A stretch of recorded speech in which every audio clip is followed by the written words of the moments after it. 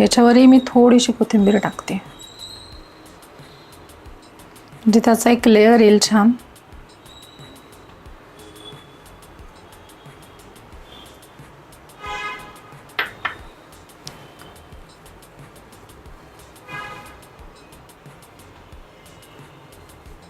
हे बघा, असं आपण नेहमी त्रिकोणी किंवा गोल पराठा करतो, हा मी थोडा चौकोनी करणार आहे.